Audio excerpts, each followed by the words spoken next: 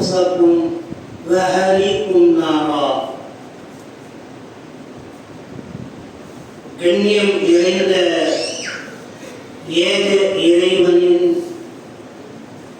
நல்லடியார்களே, அன்பார்ந்த தோழர்களே, தோழிகளே,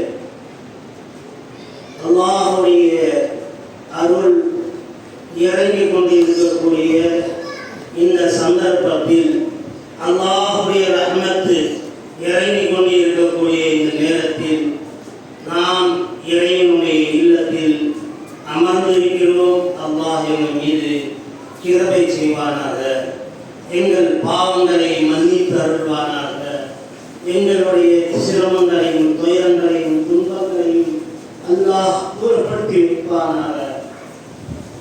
யாரெல்லாம் கஷ்டப்பட்டு கொண்டிருக்கிறார்களோ அவர்களுடைய கஷ்டங்களை தூரப்படுத்தி வைப்பானாக. என்றும் நிலையாக இருப்பவன், நீடித்துக் கொண்டிருப்பவன், நிலைத்திருப்பவன், எங்கள் மீது உன்னுடைய ரஹ்மத் அருள்களை இறக்கி அருள்வானாக. அன்புக்குரிய தோழர்களே, அல்லாஹ்வின் நல்லடியார்களே, எல்லாம் போலும் அந்த ஏக இறைவனுக்கு என்று போற்றி புகழ்த்தியவனாக அருமை தூதர் பெருமானார் முஹம்மது முஸ்தபா ஸல்லல்லாஹு அலைஹி வஸல்லம் மீது இறைவனுடைய சாந்தியும் சமாதானத்தை செய்வானாக. அதை பின்பற்றி வாழ்ந்த அந்த சஹாபாக்கள், தாபீன்கள், தபே தாபீன்கள், குலஃபாயின்கள், ராஷிதீன்கள், எண்ணற்ற நல்லடியார்கள் மீதும் குறிப்பாக நம் மீதும் இறைவனுடைய ரஹ்மத் இறக்கி அருள்வானாக. கண்ணியம் நிறைந்த சகோதர சகோதரிகளே, இன்றைய தினம் நாம் எடுத்துக்கொண்ட ஒரு தலைப்பு உறவினர்களை, ஒற்றாத உறவினர்களை பேணிக் கொள்ளுதல். அல்லாஹ் தஆலா தன்னுடைய திருமறை குர்ஆனிலே சொல்லி காட்டினான், "கு அன்ஃபுஸக்கும் வஅஹ்லீக்கும் நாரா", உங்களுடைய உற்றார் உறவினர்களை நெருங்கிய நெருப்பிலிருந்து காத்துக் கொள்ளுங்கள். நாம் தான் நரகத்திலிருந்து காப்பாற்றிக் கொள்ள மட்டுமல்ல, எங்களுடைய குடும்பத்தார்களையும் காப்பாற்ற கட்டாய கடமைப்பட்டிருக்கிறோம். எங்களுக்கு அல்லாஹ் அருள் புரிந்திருக்கிறான், பணம் செல்வாக்கு கொடுத்திருக்கிறான். நாம் மட்டும் இருந்தால் போதாது, பிறர்களுக்கும் கொடுக்க வேண்டிய அல்லாஹ் தஆலா வலியுறுத்துகிறான். நாம் சுதந்திரமாக இருக்கிறோம். சுதந்திரமாக இருக்கக்கூடியவர்கள் சிறைப்பட்டவர்களாக இருப்பவர்களுக்கும் நீங்கள் ஆதரவு தாருங்கள் என்று அல்லாஹ் தஆலா கூறுகிறார். இதே போன்று அல்லாஹ்வுடைய திருத்தூதரும் கூறுகின்றார்கள், யார் சிறைப்பட்டார்களோ சிறைப்பட்டவர்களுக்கும் உதவி செய்யுங்கள். அல்லாஹ் ரப்பல் ஆலமீன் தன்னுடைய திருமறை குர்ஆனிலே பல்வேறு இடங்களிலே பல்வேறு உபதேசங்களிலே இவ்வாறே குறிப்பிடுகிறார். முதல் ஒரு உபதேசத்தை அல்லாஹ் தஆலா சொல்லி காட்டுகிறான், நான் உங்களுக்கு மட்டும் இந்த உபதேசத்தை செய்யவில்லை, உங்களுக்கு முன்னர் வாழ்ந்த சமூகத்தினர் மீதும் இதை போன்ற உபதேசங்களை நாம் செய்திருக்கிறோம்.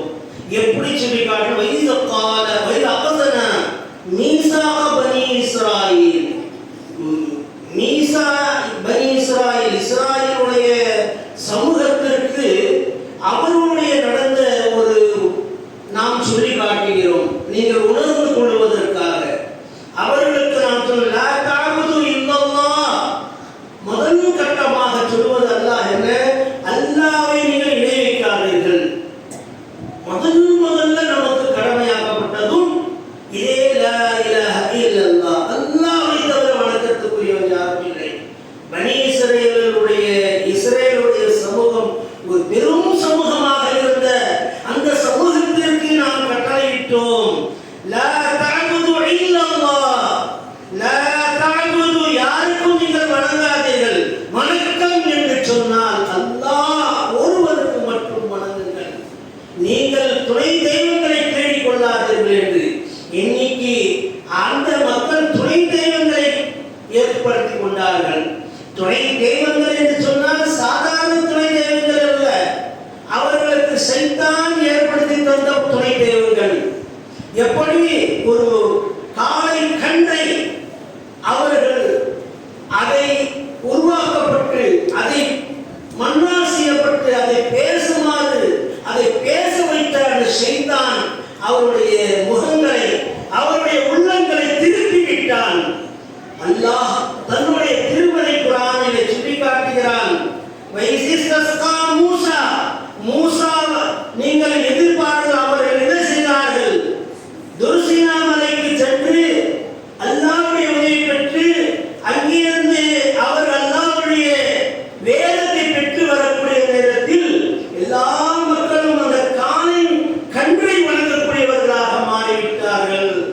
என்று அல்லாஹ் ரப்பல் ஆலமீன் சொல்லி காட்டுகிறார் சூரத்துல் பக்ரா என்ற அத்தியாயத்தில். இதே அத்தியாயத்தில் சொல்லி காட்டுகிறார், அவர்களுக்கு நாம் சட்டத்தை சொன்னோம், லா தஅபுது இல்லல்லாஹ், அல்லாஹ்வை தவிர நீங்கள் வணங்காதீங்க என்று சொன்னோம். அடுத்த கட்டம், அல்லாஹ்வுடைய தூதர் ஸல்லல்லாஹு அலைஹி வஸல்லம் நமக்கு நபியாக வந்தபோது அவர்கள் என்ன சொன்னார்கள், லா தஅபுது இல்லல்லாஹ், அல்லாஹ்வை தவிர வேறு யாரையும் வணங்காதீர்கள் என்று மக்கத்து காபிர்களுக்கு சொன்னார்கள். ஆனால் சொன்னார்கள் அந்த மக்கத்து காபிர்கள் எந்த தெய்வத்தை வணங்கினாலும் என்ன காரணத்திற்காக அந்த சமூகத்திலே வந்தவர்கள், அந்த இஸ்ரேலுடைய சமூகத்தில் வந்தவர்கள், மக்காவில் உள்ளவர்கள் காபாவுக்குள்ளான 360 சிலைகளுக்கு மேல் வைத்து வணங்கிக் கொண்டிருந்தார்கள். அல்லாஹ்வுடைய தூதர் ஸல்லல்லாஹு அலைஹி வஸல்லம் அவர்கள் அந்த சிலையை நீங்கள் அப்பாற்படுத்துங்கள், அதை நீங்கள் வணங்காதீர்கள், வெளிப்படுத்தாதீர்கள் என்று அல்லாஹ் ரப்பல் ஆலமீன் அவர்களுக்கு கட்டளையிட்டான். அவர்கள் அதனால் கலிமாவை விட்டுவிடுங்கள், கலிமாவை ஏற்றுக்கொள்ள அவர்கள் தயாராகவில்லை. ஆனால் அல்லாஹ் ஜல்லஷானஹு தஆலா சில மக்கள்களை உணர வைத்தான். எதை கொண்டு? சுவர்க்கத்தை கொண்டு. இந்த உலகத்துடைய சுகபோகத்தோட சிறந்த சுகபோகங்கள், இந்த உலகத்துடைய சுகங்களிலிருந்து உலகத்தோட சுக இன்பத்தோட, இந்த உலகத்துடைய நமக்கு இருக்கக்கூடிய பாசத்தோட மேலானது, சிறந்தது, மகிழ்ச்சிமிக்கது அந்த சுவர்க்கம் இருக்கிறது. இந்த உலகத்தோடு அந்த ஜன்னத் இருக்கிறது.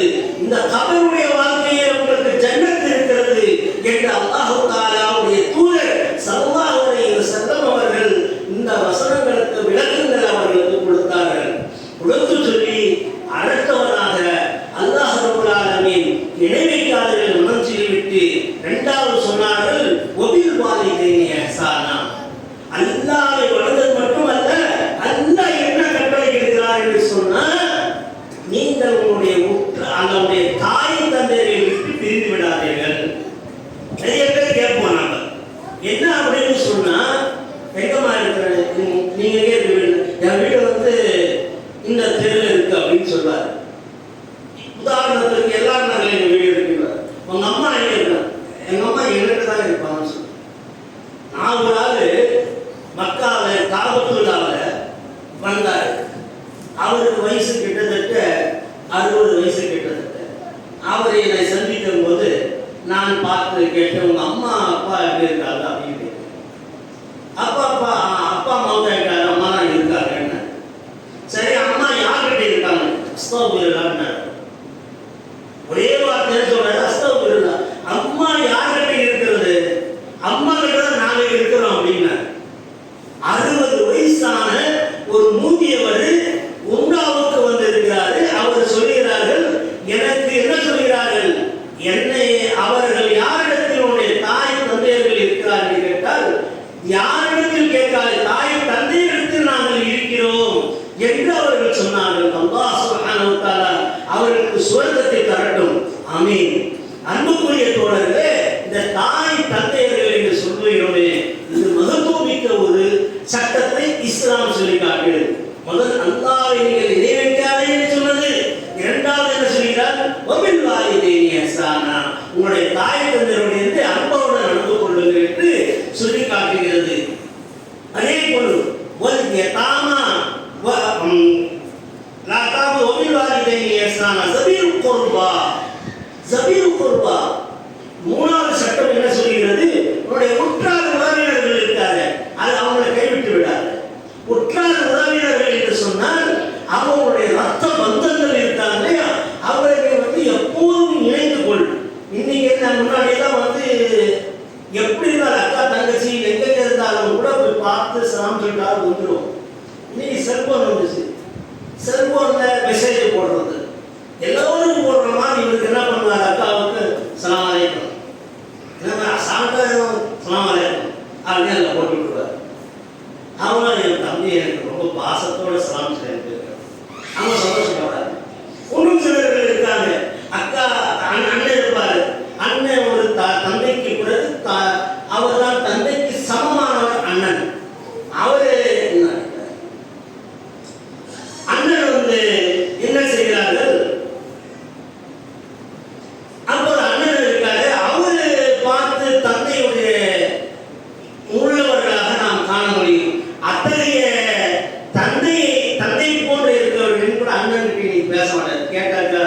என்ன மன்னடு அவருக்கு பேச்சே வார்த்தை கிடையாது.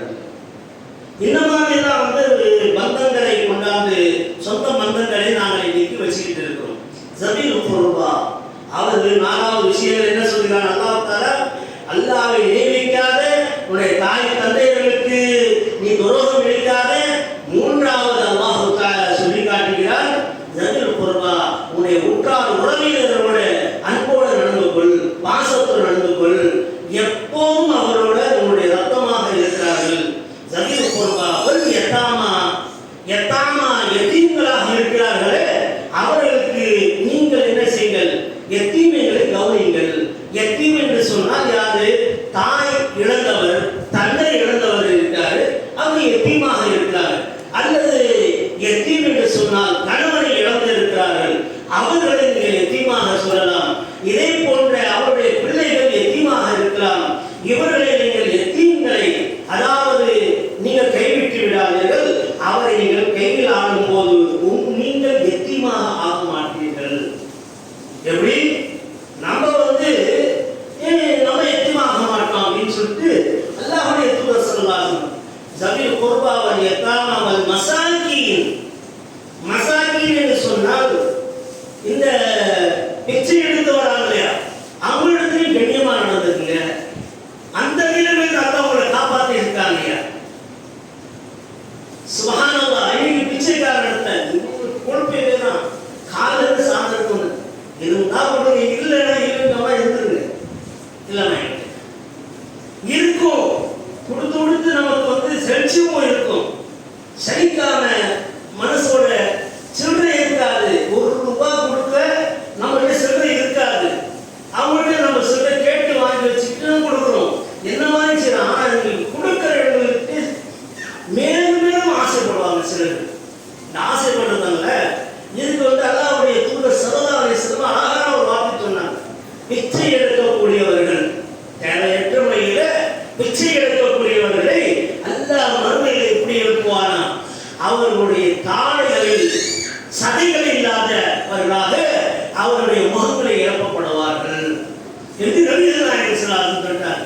அந்த நேரம் உங்களுக்கு உண்டாக்கி கொள்ளாதீங்க, இருந்தா கொடுத்துடு. இன்னைக்கு ஒரு பட்ஜெட் ₹20 சில்லறை மாற்றி வச்சியா, ₹20 போட்டு முடிஞ்சு போச்சு. இல்லையா ₹50 வச்சியா, ₹50 போட்டுரு. ₹100 போடணும்னு நினைச்சியா, ₹100 போட்டுரு. ஐயா உனக்கு முடிஞ்சது இன்னைக்கு ₹1 தான் கொடுக்க முடியும், கொடுத்துட்டு முடிச்சு.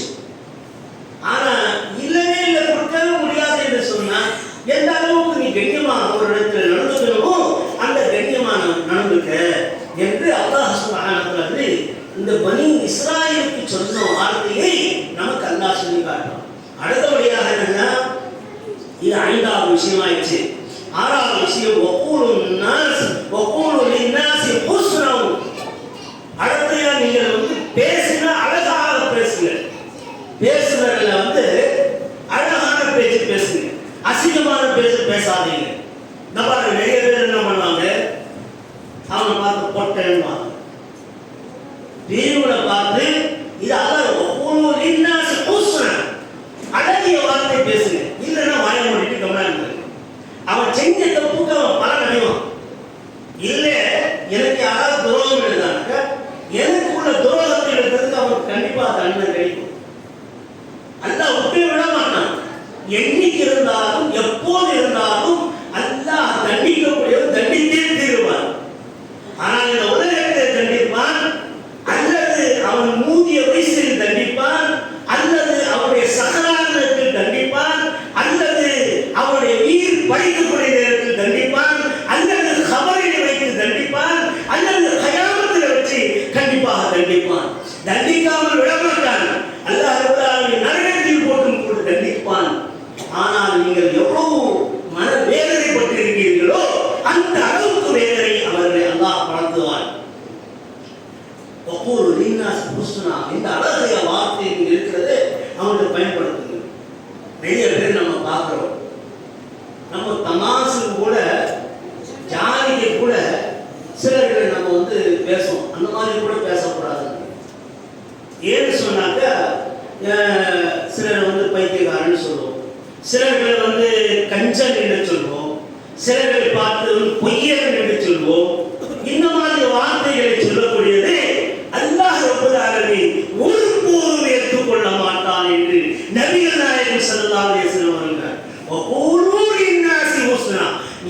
பேசினால் அழகிய வார்த்தை பேசுங்கள், ஆனால் தவறான வார்த்தை நீங்கள் பேசாதீர்கள் என்பதை அல்லாஹ் சொல்லிவிட்டு 7வது விஷயத்தை சொல்லி காட்டினான். அடுத்தபடியாக உங்களுக்கு தொழுகை நிலைநாட்டினான். இந்த ஒழுக்கத்தை கடைபிடிப்பதற்கு உங்களுக்கு என்ன தேவைப்படுகிறது? தொழுகை தேவைப்படுகிறது. ஒழுக்கம், பண்பாடு, பணிவு, உங்களுடைய தன்மைகள் மாற வேண்டும் என்று சொன்னால், நீங்கள் உத்தமராக மாற வேண்டும் என்று சொன்னால், உங்களுக்கு வேற ஒரு கேள்வி என்ன? தொழுகை. தொழுகையை நீங்கள் தொழுங்கள். அந்த தொழுகை என்ன சொல்லுவாங்க? நிறைய பேர் இது ஒரு வேடிக்கை பாருங்க. இன்னைக்கு பஜர் எழுதிக்க மாட்டேன், 10 மணி எழுதிருப்பார். எழுந்திரிச்சோன்னா அவங்களுக்கு முடிச்சு கை காலை விட்டு இருக்கிற வேலை என்ன அப்படியே பார்த்து எழுதிட்டு, அப்புறம் நான் அந்த சோருக்கு தொழிலுக்கு போறோம் இல்லையா, அந்த நேரத்தில் போய் என்ன செய்வாங்க? அந்த பஜருடைய தொழில் சொல்லுவாங்க. இது அல்லாஹ் தஆலா ஹராம். இந்த மாதிரி தொழில் இல்லை. அல்லாஹ்வுடைய தூதர் ஸல்லல்லாஹு அலைஹி வஸல்லம் ஒரு போருக்கு போறாங்க. போருக்கு போய் போர்ல திரும்பி வராங்க. வந்த நேரத்தில் ரொம்ப அசதி, தாங்க முடியாத துன்பம் படக்கூடிய நிலையில, துயரமான நிலையில அல்லாஹ்வுடைய தூதரும் அந்த சஹாபாக்களும் இருக்காங்க. அல்லாஹ்வுடைய தூதர் சொல்றாங்க, அல்லாஹ்வுடைய தூதர் ஸல்லல்லாஹு அலைஹி வஸல்லம் அவர்கள் ரொம்ப களைப்படைந்து சொல்றாங்க, நம்ம தூக்கம் இல்லை, போர்ல போயிட்டு இப்போ படுத்து தூங்குறோம். தூங்கும் போது காலை பஜருடைய தொழுகை மிஸ் ஆயிடும். அதற்காக ஒரு ஆளை என்ன நியமிக்கிறார். இந்த சஹாபியும் அரை நாள் அரை இரவு முடிச்சுக்க, இவரு தூக்கம் வரும்போது வயலாளை எடுத்து விடு, அவரு நிற்கட்டும் அப்படின்னு சொல்லிட்டார் ரசூலுல்லாஹ் ஸல்லல்லாஹு அலைஹி வஸல்லம். இந்த மாதிரி முதல்ல ஒரு ஆள் நின்றுட்டே இருக்காரு. இரவு நேரம் வந்துச்சு, அவர் தஹஜ்ஜுத் தொழுதுட்டாரு. தொழுதுட்டு தூங்கி நின்றவரை தட்டி எழுப்புறாரு. நீ எழுந்திரிச்சு என்ன செய்வா? இப்ப காவல் காத்துக்கிட்டே நான் இந்த கொஞ்ச நேரம் தூங்குறேன், என்ன நீ அந்த பஜருடைய நேரம் வந்துச்சுனாக்கா நீ அதான் சொல்லி எழுப்பி விடு அப்படின்றார். சரின்னு ஒத்துக்கிட்டாரு. அதே மாதிரி தூங்கிட்டு இருந்தவர் எழுந்தாரு, தஹஜ்ஜுத் தொழுதாரு. அடுத்தவர் எழுப்பி நிக்க உட்கார வைக்கிறாரு, அவர் உட்கார்ந்து தொழுகிறாரு. அவரும் தஹஜ்ஜுத் தொழுகிறாரு. தொழுதுட்டே இருக்கும்போது அப்படியே கண்ணு இழுத்து அவருக்கு போச்சு. தூக்கம் நிறைய வந்துச்சு. தூக்கம் அயராத அளவுக்கு தூக்கம் ஏற்பட்டு விட்டாங்க. நபிகள் நாயகம் ஸல்லல்லாஹு அலைஹி வஸல்லம் அவருடைய முகத்திலே சூரிய ஒளி பட்டு விட்டது. எந்த அளவுக்கு சூரிய ஒளி இருக்கு இல்லையா, அது முகத்தில் பட்டவுடன் சூடாக பட்டவுடன் திடுக்கிட்டு எழுந்தார். ஓ பிலாலே, ஓ பிலாலே, ஓ பிலாலே என்று கூப்பிட்டார். பிலால் எழுந்தார்கள். நாம் பஜர் தொழுகையை தவற விட்டு விட்டோம், பஜர் தொழுகையை தவற விட்டு விட்டோம் என்று சொல்லி நீங்கள் வேறு அந்த மேற்கு பகுதிக்கு போய் அங்கே பார்க்க சொல்லுங்க அப்படின்னா, இந்த இடம் நம்ம ஷைத்தான் தூங்க வைத்து விட்டார். எந்த இடம்? நாம தூங்கி இருந்த இடம் ஷைத்தான் நம்மளை தூங்க வைத்து விட்டால் வேறு இடத்துக்கு எங்களை மாற்றிவிடு, மாற்றி தொழுகைக்காக இடத்தில் அமைங்கள் விட்டார். அதே போல் ஒரு மேற்கு பகுதிக்கு பிலால் ரலியல்லாஹு அவர்கள் போறாரு.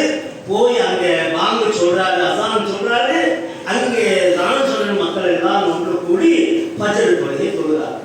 எப்படி பஜருடைய தொழுகை தூங்கிட்டோம்னா எழக்கூடிய நேரத்துக்கு தொழுதுகிறது தான். அதுக்கு லோகருக்கு காத்துக்கிட்டு இருக்கக்கூடிய அவசியம் இல்லை. நான் தூங்கிட்டேன், எனக்கு மருந்து மாத்திரை போட்டு நான் தூங்கிட்டேன், கஷ்டப்பட்டு தூங்கியிருக்கேன், எனக்கே ஒரு இளமை இருக்கு. 10 மணிக்கு தான் எந்திரிக்க முடிஞ்சு, 10 மணி நிமிஷம் உடனே ஒரு சீட்டு தொழுகிற வேண்டியது. இதுதான் நீங்கள் உண்மையான உத்தமராக இருந்தால் இது உங்களுக்கு தேவையானது. அடுத்தபடியாக அதே மாதிரி லோஹர் அசர் இருக்கு. இந்த லோஹர் அசரை கலந்துக்கலாம். நான் முடியல ஒரு ஆள் சொன்னா லோஹர் தொழுக முடியலன்னு சொன்னா அசர்ல அவர் தொழுகலாம். அது மக்ரிப் பாங்க் சொல்றதுக்கு முன்னாடி வரை அவருக்கு டைம் இருக்கு. புரியுச்சா? இது நமக்கு மக்ரிபை இஷா வரை அல்லது இஷாவையும் சேர்த்து அந்த பஜருக்கு முன்னாடி வரை தொழுது கொள்ளலாம். இது பயணத்தில் உள்ளவங்களுக்கு அல்லது நம்ம ஓய்வா உட்கார்ந்து அந்த மாதிரி ஆளுக்கு கிடையாது. ஏதோ ஒரு சிரமங்கள் ஏற்பட்டு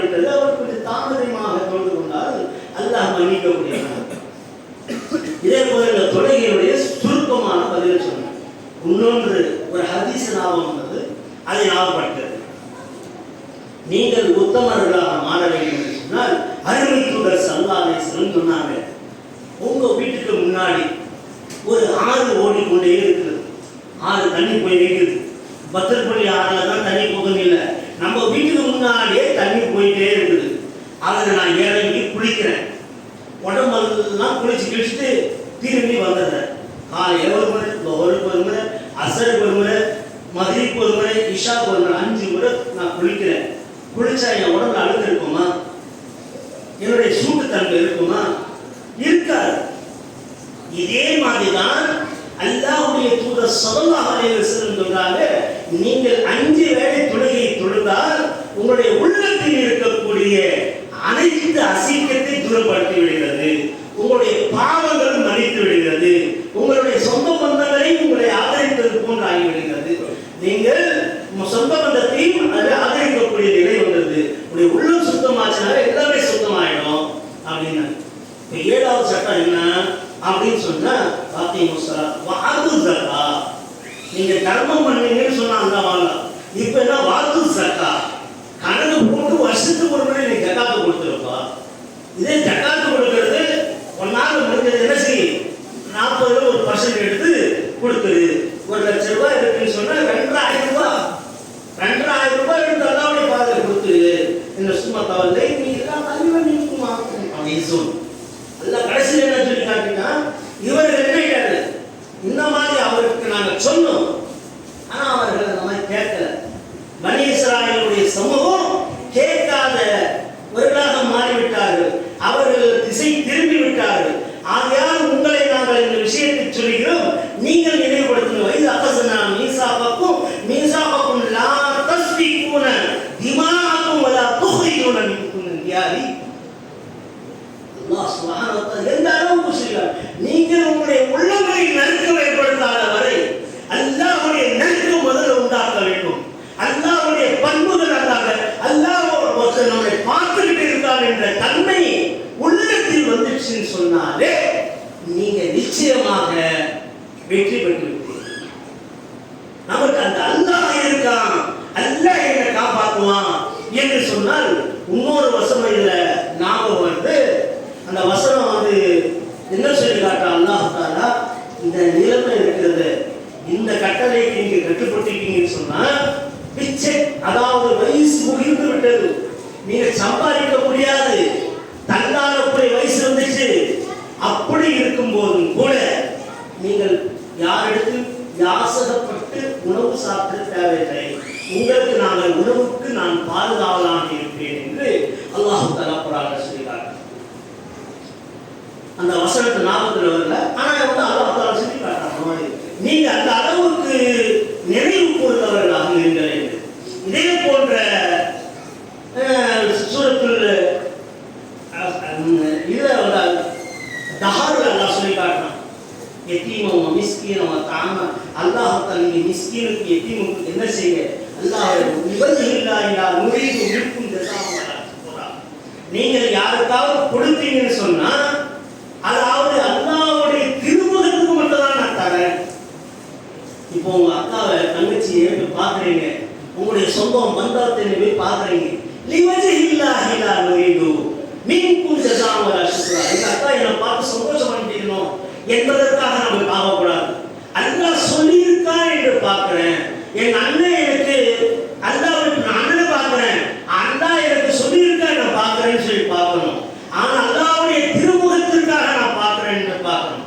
ஆனா நம்ம என்ன செய்யறோம், சொந்த பந்தத்தை போட்டோம் சும்மா ஒரு போய் பார்த்துட்டு வரலாம், சொந்த பந்தத்தையும் இப்படி உள்ளத்துல நம்மளுடைய உள்ளங்களும் இருக்கிறது.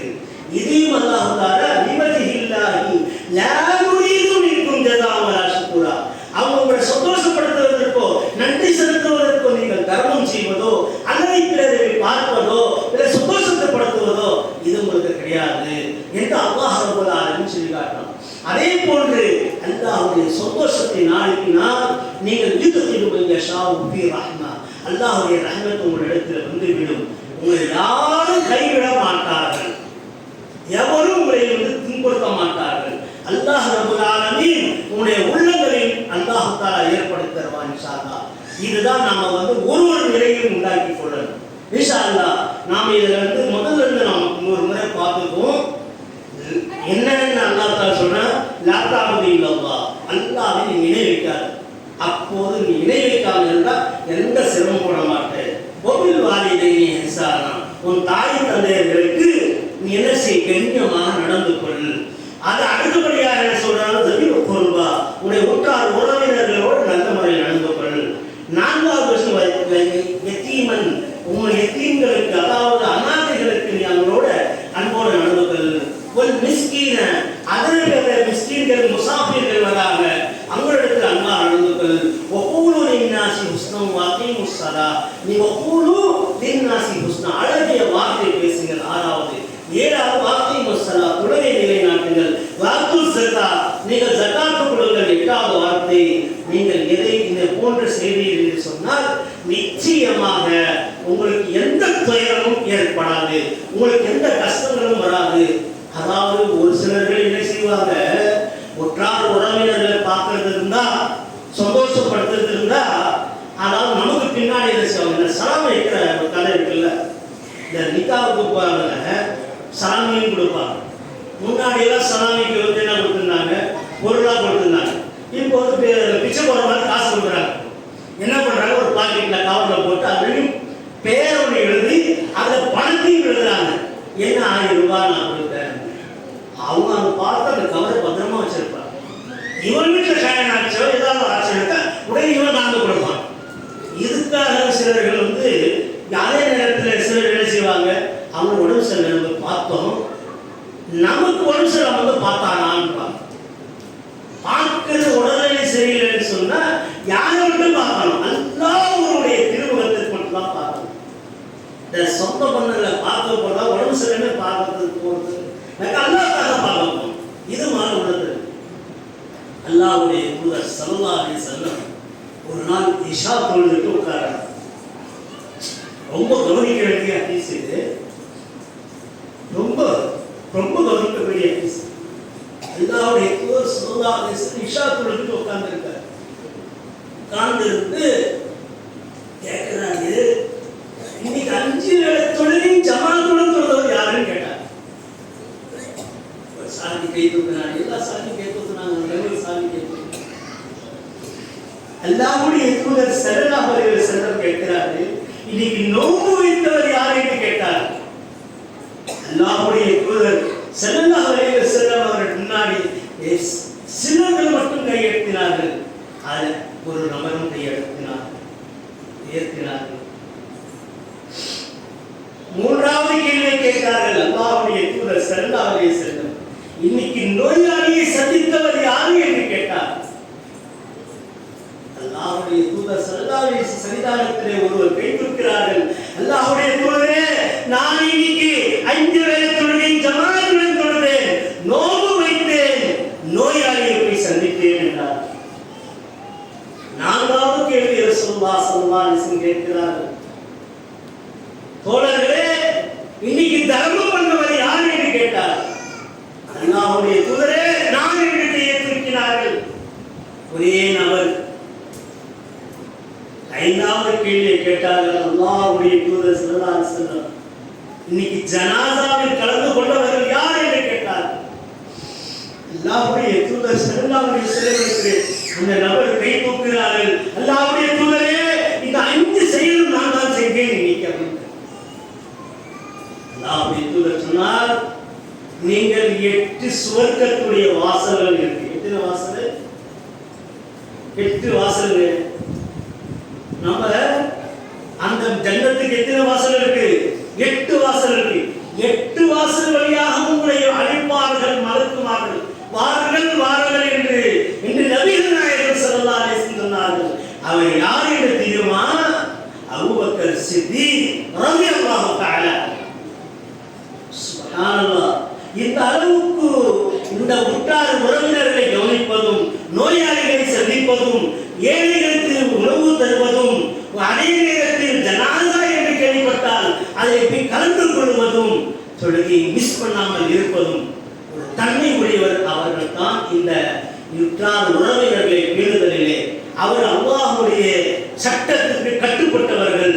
ஆனால் ஏதோ மனப்போல போக்கிற முஸ்லீம் என்று பேரை வச்சுக்கிட்டு நான் முஸ்லீமா, நான் முஸ்லீம், என்ன உங்க பேரு? நான் இஸ்மாயில். என் பேர் என்ன? அபூபக்கர். என்ன உன் பேரு? தாஹிர். என் பேர் என்ன? இக்பால். இப்படி ஆளாளுக்கு பேர் வச்சுக்கிட்டு இருந்தா மக்களுக்கு காப்பியர்களிலே எப்படி பேர் வைத்திருந்தார்கள்? அப்துல் முனாஃப் அவர் எங்கே போனார்? ரசூலுல்லாஹ்வுடைய தந்தை பேர் என்ன? அப்துல்லா. அவர் எங்கே போனார்? நரகத்துக்கு போனார். பேரை கொண்டு முஸ்லிமாக முடியாது. தன்னை தான் உங்களை முஸ்லிம்களா ஆக்கும் என்பதை கூறிக்கொண்டு இந்த உரையை முடிவு செய்கிறேன். நாம் இன்றைய எடுத்துக்கொண்ட ஒரு தலைப்பு, உற்றார் உறவினர்களோடு அன்போடு பாசத்தோடு இருக்க வேண்டும். அந்த பாசம் நம்முடைய தர்மம், நம்முடைய சதகா, கைராத் லிவஜிஹில்லாஹ், அல்லாஹ்வுக்காக மட்டும், நான் அல்லாஹ்வுடைய திருமுகத்துக்காக மட்டும் நான் செய்கிறேன் என்ற உன்னதமான நோக்கத்தோடு ஒருவர் செயல்படுகிறார்.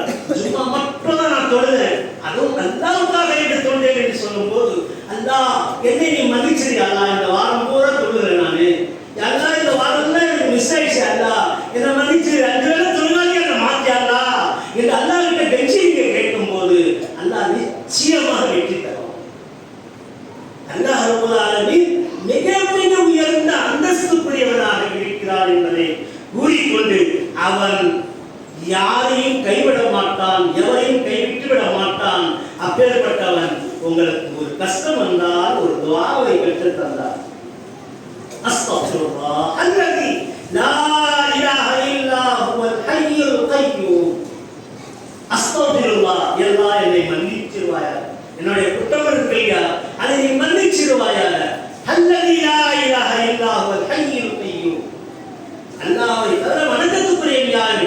என்றும் நிலைத்திருப்பவன், நீடித்துக் கொண்டிருப்பவன், நிலையாக இருக்கக்கூடியவனிடத்தில் நான் கேட்கிறேன் என்று சொல்லி நினைக்கிறார்.